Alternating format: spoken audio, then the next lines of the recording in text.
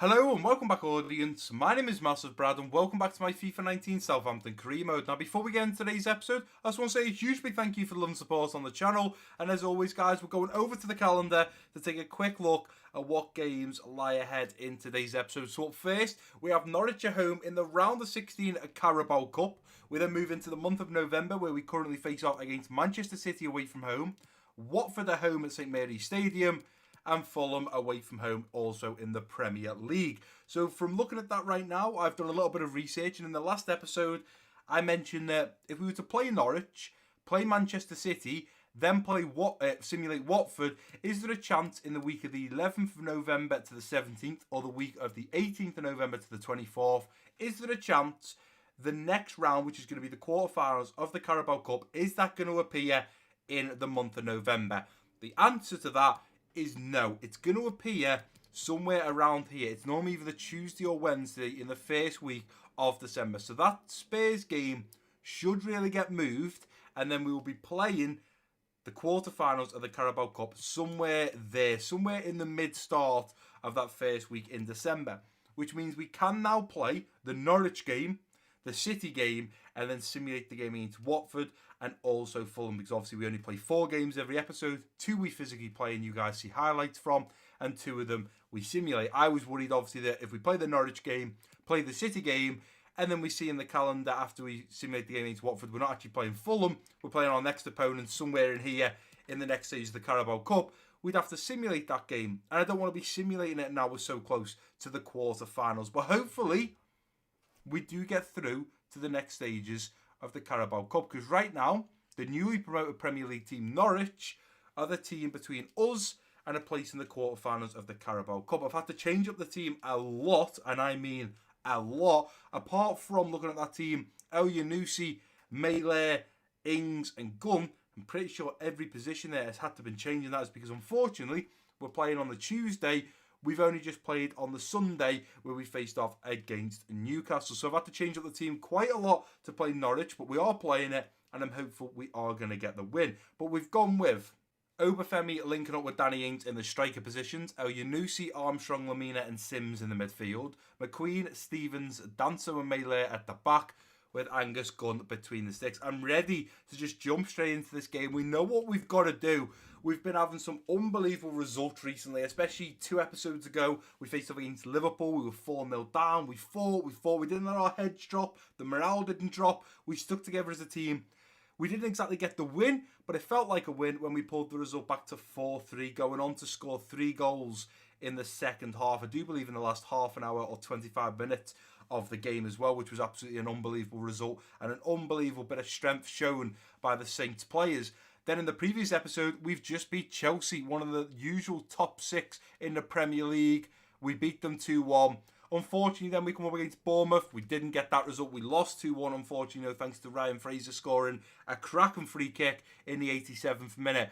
But take that free kick away and we'd got a point at Bournemouth. We got 3 points against Chelsea. I was more than happy to take results like that. But hopefully, as we move into this game against Norwich, we get the win and we get a place in the quarterfinals of the Carabao Cup. Well, this is a big game for a place in the quarterfinals. I'm sure Norwich will be coming out hopeful of bagging themselves also a place in the quarterfinals. They've done very well to get to this stage. We've done very well. We've been very lucky because we have simulated all the games in the Carabao Cup to this point. I'm just hoping now, as I control the players, as I get to manage this team, we manage to go on, march on, kill off Norwich, and bag a very important place in the quarterfinals of the Carabao Cup as Obafemi kicks us off in this first half period. Player through the middle now going to Danso, who's very high up the pitch. Danny Ings into Obafemi. Obafemi now going to Lamina. El Yunusi's wanting to get in behind. Here comes El Yunusi now. Let's cut this back. Nice little thinking now for Lamina in the middle. Armstrong's there on the volley, but it ends up in Rosette. Here's Armstrong. McQueen into Armstrong. Nice, he don't lay it off now to Mario Lamina, who puts his laces through it. A big save from Tim Krul. And realistically, after 42 minutes, that's probably, if not our best attempt, our second best attempt. We're seriously struggling getting forwards against Norwich. into Obafemi. Danny Ings going to ping one over the top now for Obafemi to get in behind. He's going to try and get Zimmerman on the back legs. And unfortunately, he plays it back to Irons quite comfortably. The referee has now blown for half-time. Not a great first half, if I'm completely honest. We've had one or two maybe clear-cut chances, but Norwich right now at the back are seriously tight, and we are struggling at trying to get through with Obafemi and Danny Ings, whether in the next 10-15 minutes are going to change it up and bring on some of the big guns to hope that we can get through. I think if we haven't scored in the next 10-15 minutes, that is my only option if we do want to beat Norwich in the 90 minutes we play. But as Timu Pukki kicks us off in the second half, let's get it underway. And we just got to keep doing what we're doing, but hopefully have a few more chances. And Sims going out wide to Melee, who could look to push on here. Melee in a fair bit of space here into Danny Ings. Danny Ings going over now to Armstrong, who's going to cut back over now to El Yunusi. Surely! There we go. El Yunusi makes it 1-0 after 48 minutes. Well, I didn't think it was going to be Danny Ings up top who was going to score realistically. He's not having much of the ball.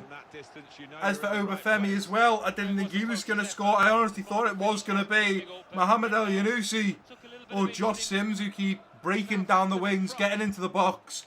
As for the two strikers right now, having a very poor game. Hopefully they can change that up now. We've just scored our first goal. Control it and play it in to Mario Lemina, who's going to ping one over the top now to Josh Sims. Josh Sims through on goal, going to hit her on his left foot. He palms it away only as far as Reed, who takes her on his right. And Close takes it to the face and puts it over the bar. I'm thinking they're saying there, well, Barnes is picking up a yellow card. He's only been on the pitch for 10-20 minutes and he's already on a yellow. But I'm not really sure what happened there. Have we got a corner? We have got a corner. Who are we looking for here? I'm thinking Danso is the man. Kevin Danso to try and head this one home. Ball in. Great position there for Danso. He does head home, but unfortunately it's over the bar. It was unlucky from the young centre-back who gets tripped up there. It was a great header, just sadly over the bar. But I do think now in the 92nd minute, it's not quite the result we wanted, and there's been too many highlights. But as Tim Krul kicks this one out, surely if we win this header, in which we have done, Reed plays it down now. The referee is going to blow for full time. And we have bagged ourselves a place in the quarterfinals of the Carabao Cup. You guys won't have seen many highlights. There was only one goal. I'd say we maybe had two, at the max 3 good chances, including the goal. Norwich maybe had 1 chance, 2 chances. Not many chances coming from either side. When we look at the stats, we had 7 shots, 4 on target. Norwich only having 1 shot, which was on target. Stuart Armstrong picks up man of the match with an 8.7 rating. The good thing about this first game not having a lot of highlights means the video shouldn't be too long, unless the rest of the games have a shed load of highlights. But you know what? 1-0, 5-0, 10-0, 100-0, it doesn't matter. A win is a win. We stay strong. We play a completely rotated young team, and we still manage to get the win over Norwich, even if it is by 1 goal. It still bags us a place in the quarterfinals of the Carabao Cup.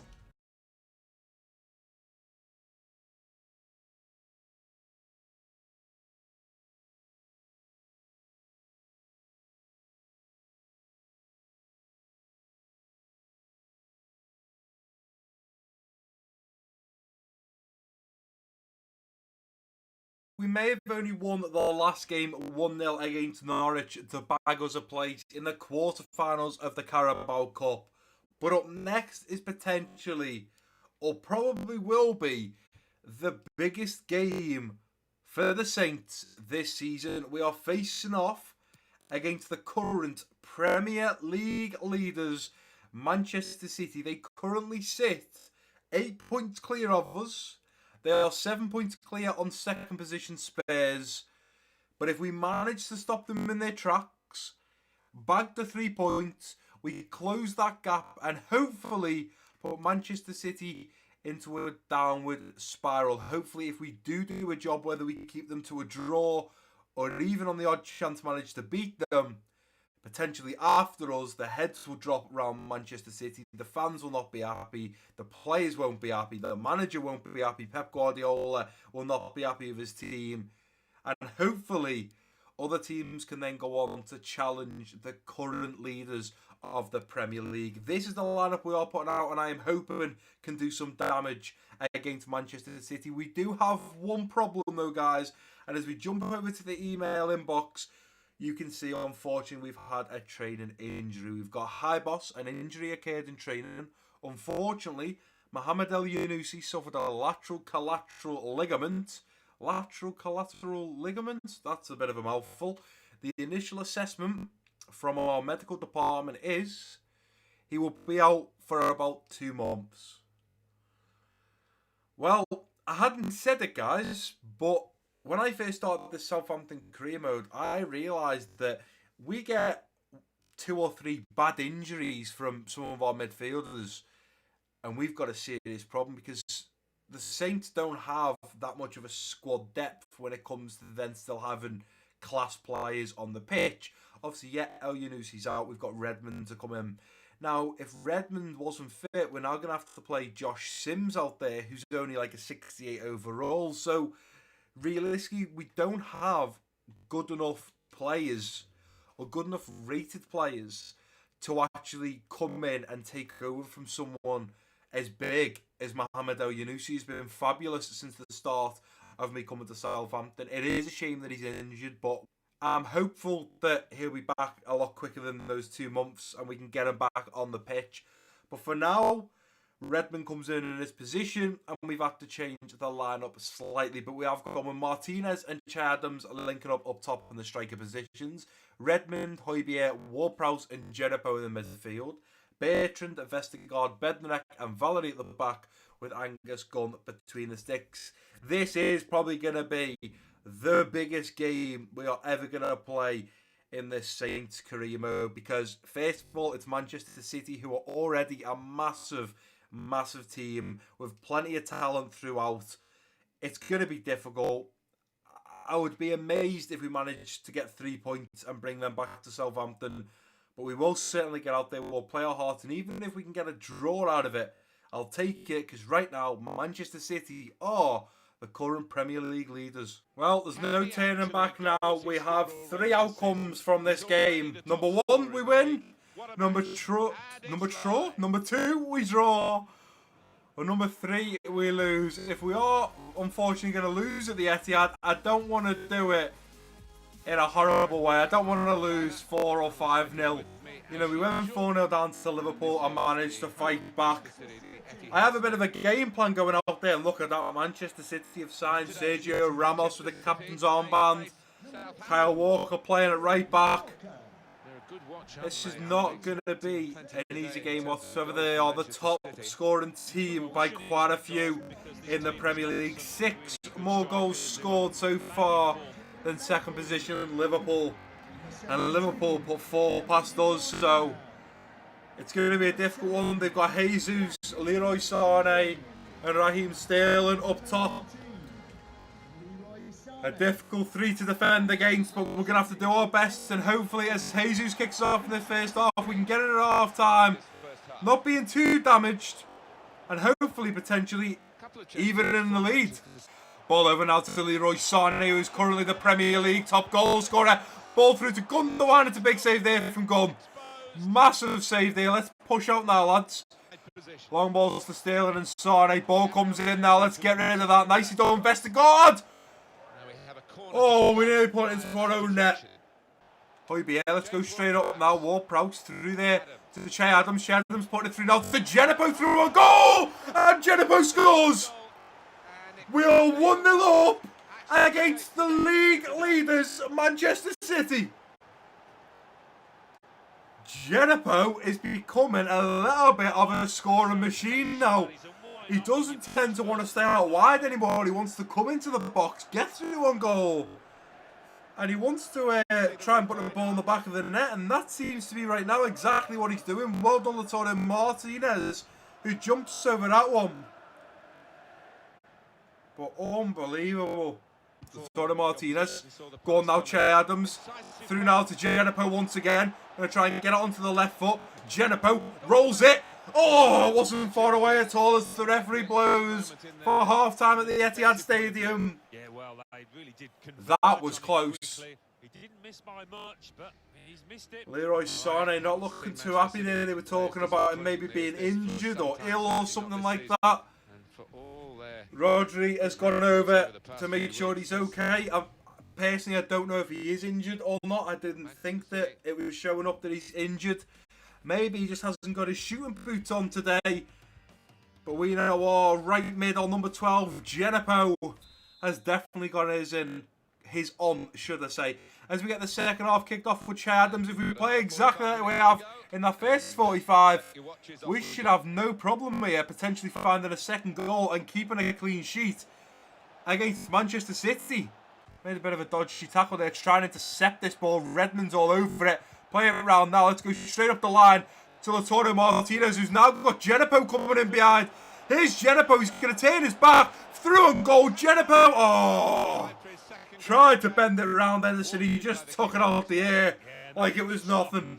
Oh, we're giving the ball to De Bruyne there. Oh, that's going to be a problem. Through to Raheem Sterling. Great tackle there from Bertrand. Comes to Leroy Sané. We got lucky there. We didn't defend well at all. Play it up and then in. Oh, look at this. Kyle Walker comes sliding in. Takes out Ryan Bertrand. Ball back now to Rodri, who's coming forward. A little bit of skill there. Rodri is running forward. Into Gabriel Jesus, who gets a shot off an Angus Gunn.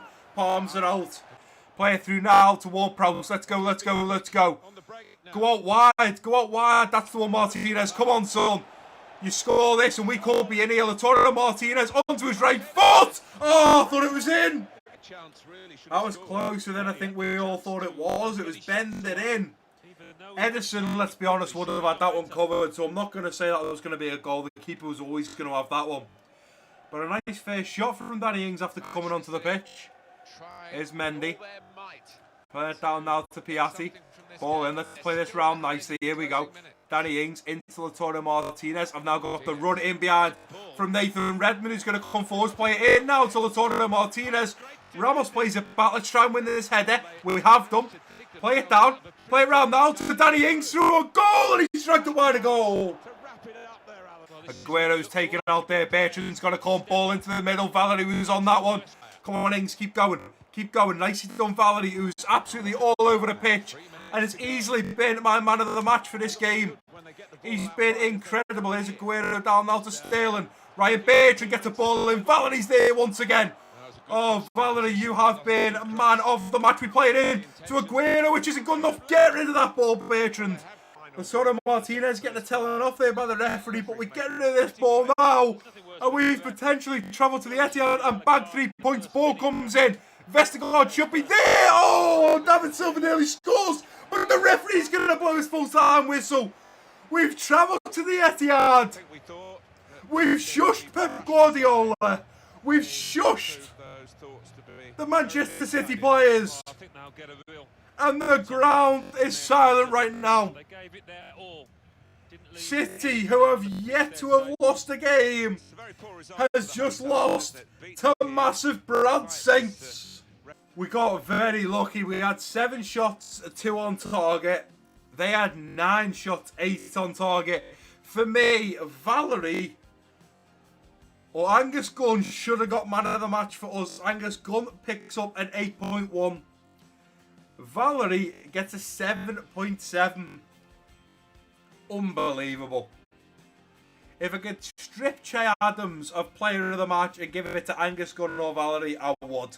Because Valerie was all over the pitch then, really showing me why he's fighting for his place and why Mele should not always necessarily just walk into the team when we have someone as good as Valerie. He was absolutely incredible for me then. But regardless, on paper, it looks like we shouldn't have won.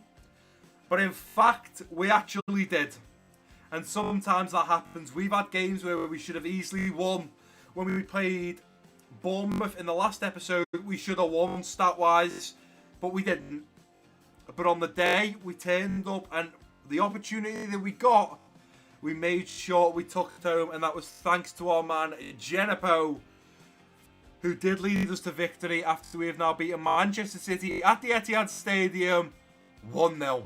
Right guys, and here we are at match match day. We're about to face off against Watford at St Mary's Stadium. I'm glad that we're back at home because we have got two final simulated games in today's episode. Number one, Watford at home. And unfortunately, for the second and last game of today's episode, we're against Fulham and sadly away from home. But if you take a look at this article that's loading right now, Lautaro Martinez grabs October Player of the Month award. That means Lautaro Martinez has been named Player of the Month for 2 consecutive months in a row. So he is having an absolutely unbelievable time at the Saints. The fact we brought him in from Inter Milan on 50k a week, he's smashing it, he's getting assists, he's making runs, he's scoring goals. We couldn't have asked for anything more. We wanted a striker up there that can play alongside Che Adams and Danny Ings, but most importantly, score goals. Because for me, Danny Ings and Che Adams just do not have a lot of goals in them. For me, Danny Ings is 6 or 7 goals a season.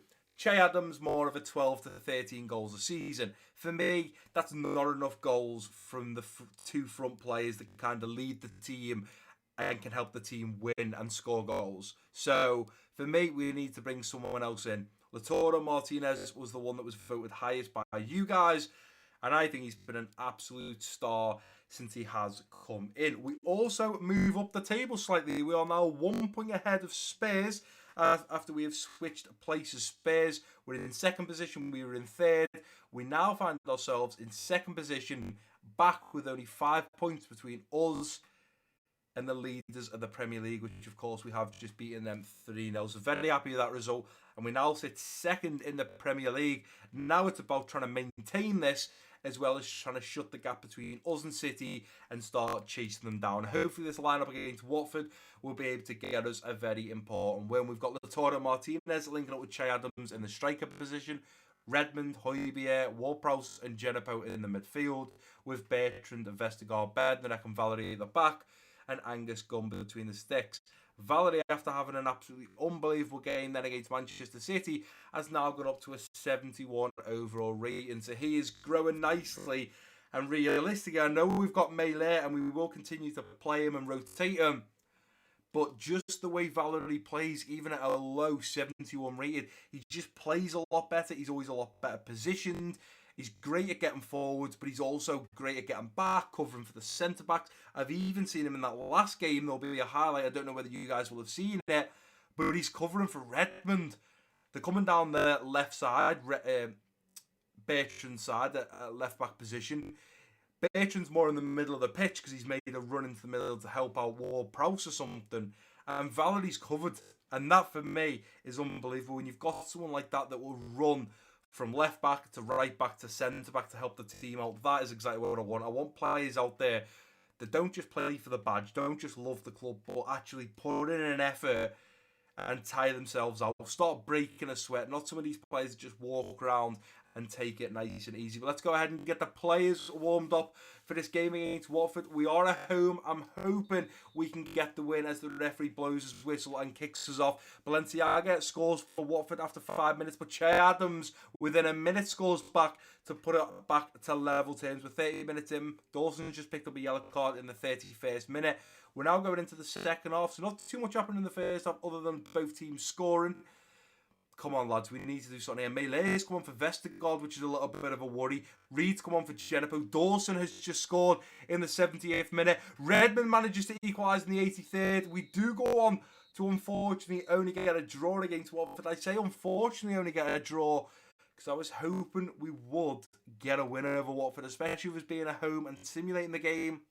I have my fingers crossed we'd get a win. Sadly, we don't, but I'm grateful that, first of all, Che Adams counteracted Balenciaga's goal for Watford in the 5th minute, and then I'm glad that Nathan Redmond scored in the 83rd, cancelling out Dawson's in the 70th minute. What I find very strange there is Reed come on for Genepo. That's pretty normal. Reed can play out on the right mid position, but Melee, a right back, coming on for Vestergaard, who is a massive centre back.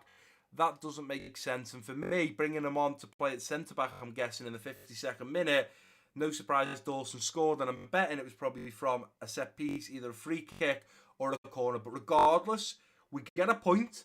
I'm going to keep my fingers crossed the Spurs didn't win their game, otherwise they will have now gone back ahead and knocked us down to third. And now we need to advance 2 weeks and get ready for this final game against Fulham. And we are away from home. Looking down at the latest scores, Ryan Babel scores in the 88th minute for Fulham to then go on to draw against Liverpool. Fulham held Liverpool to a draw. Bobby Firmino scores in the 40th, Babel scores in the 88th, and it ends 1-1. So Fulham could be a difficult team to face off against next, but not only that, they're coming off a back end of taking a point away from home against Liverpool. Right, guys, and here we are, about to travel away to face off against Fulham, and this could be massive for us because Spurs did go 1 point ahead of us after they did win their 12th game. They have now played their 13th game and only sit 2 points clear on us. So if we beat Fulham, we move up to 25, putting us 1 point ahead of Spurs, but more importantly, putting us only 2 points behind Manchester City. As we look into the standings, Manchester City, I'm guessing, lost their last game. If we take a little look, they drew with West Ham 1-1. The game before that, they lost to Manchester United 1-0. And the game before that, where are City? Where's the other game? They lost to us 1-0. So like I said when we first played Manchester City, if we beat them, we could put them into a downward spiral. We beat them 1-0. They then go on to, where's the next game? Lose against Manchester United 1-0. And then draw with West Ham 1-1. Is this the end of Pep and Co? Because he's starting to go downhill. And this is where, unfortunately, in these simulated games, it gets taken out of the hands of me and you guys. It's in the hands of the EA gods. They will decide whether we get to win this game, draw this game, or lose this game. But it just seems such a shame because we are fighting so hard in every game that we're playing. When we played Norwich, we fought so hard to get the win. When we played City, we fought so hard to get the win. You know, even the likes of when we played Liverpool, we fought so hard. Sadly, we lost 4-3. But we're fighting so hard to get every point we possibly can. Any little bit of scraps and crumbs, we're trying to get it. But then it comes down to these simulated games where you sim it. The EA gods say, no, you're not winning this one. And it sets us back. It's like we take 1 step forward and then 3 steps back. We were in second position a minute ago. And now we took a step back after, unfortunately, drawing that last game 2-2, which just it isn't good enough. That's the big issue here, and this is why we need to win this game against Fulham, and we need to end today's episode in second position. And hopefully with this lineup, we should have no problems doing that. We've got Lautaro Martinez linking up with Che Adams in the striker position, Redmond, Højbjerg, Ward-Prowse and Genepo in the midfield, with Bertrand, Vestergaard, Bednarek and Valerie at the back, and Angus Gunn between the sticks. Please, EA gods, be kind. I know we are away from home. The last 3 results from Fulham were a draw against Bournemouth 1-1, a loss to Huddersfield 1-0, and their final game was, of course, that draw when Ryan Babel scored in the 88th minute to kind of counteract Bobby Firmino's goal in the 40th minute. They drew 1-1 to Liverpool, so they are not on a bad run. A draw, a loss, and a draw to some good teams there.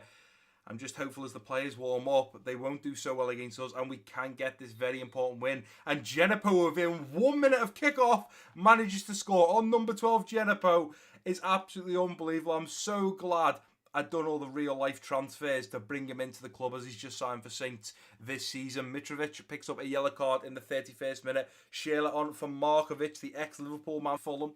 Bertrand picks up a yellow card in the 58th. 20 minutes to go. Come on, we need another goal. I'm not waiting on Fulham to potentially get an equaliser here. Is it going to happen? It's not, but the referee is going to blow his full-time whistle. We may have scored with Genepo in the first minute and done nothing for the other 89, but I'll take that. What a result. We're away from home. We beat Fulham 1-0. We don't get any injuries, touch wood. And the only other things to happen was Mitrovic picks up a yellow card in the 31st, Bertrand gets a yellow card in the 58th, and Shearer comes on for the ex-Liverpool man, Markovic. I'm not sure why, when we continually simulate these games, we don't make any transfers. We don't make any subs. I don't understand. Sometimes we play a full 90 minutes and make no subs. Sometimes we make 1 sub. Sometimes in the first half we make 3 subs. I just don't understand. But for me, we should be making subs there, and especially because the team that we put out, apart from the first minute, did nothing after that. But what a great result, and it does put us back, hopefully, or should do. In reality, we definitely should be, unless Spurs have played another game on top of us, we should be back in second position in the Premier League. Right, guys, and here we are back at the Central for the final time in today's episode. We are now into the horrific month of December. For all you players that play FIFA, for all you football fans, you will know that the month of December is complete havoc. Jam-packed full of games, you play too many games, your team doesn't stay fit.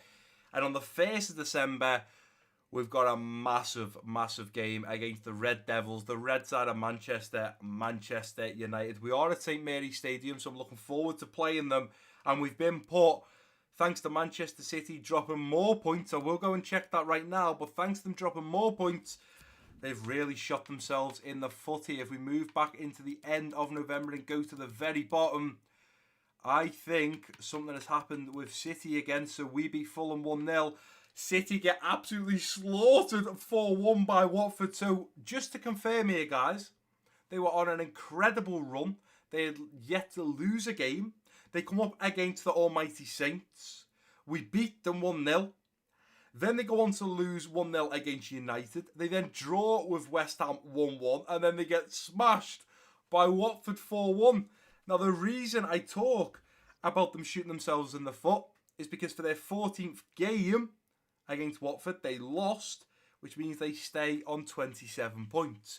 We are a game in hand on them, 2 points behind them. So if we beat Manchester United for the first game in the next episode, we move up to first place on 28 points.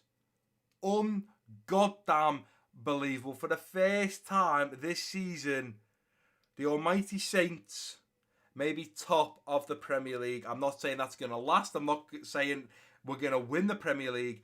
But to just get into first position potentially after 14 played games, is there ever a manager in the Southampton history that has done what MassiveBrad has done here today? Because that for me is absolutely unreal. But before we end today's episode, let's take a look at the jam-packed month of December. So in the next episode, Manchester United are home in the Premier League. We have Spurs in the quarter-final of the Carabao Cup.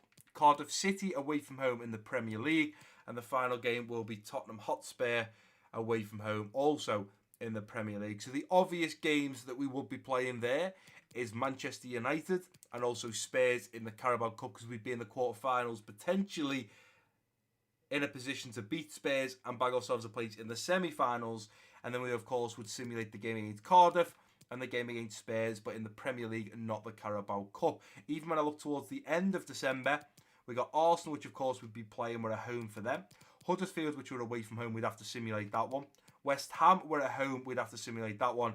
And then we face off again against Manchester City. We just beat them in today's episode 1-0. Could we get the same result or a better result for us when they come to St Mary's Stadium? But a lot of jam-packed games in there. And realistically, we've got United, Spurs twice, Arsenal and Manchester City all within 4 weeks of each other in the month of December. And we just know that more games are probably going to get thrown in there.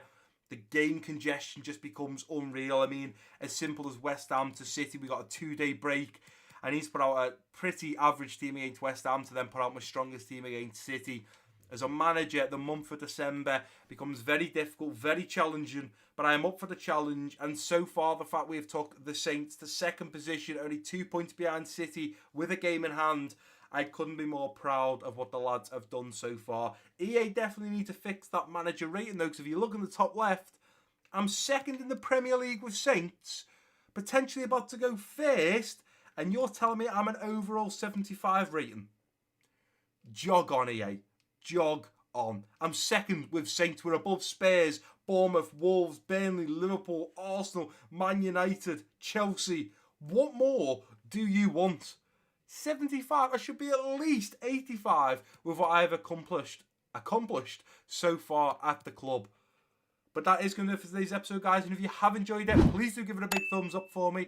Don't forget to drop your comments down below if you're new around here. Click that subscribe button. Don't forget to share this video with your friends and family. And I've been MassiveBrad. Peace out.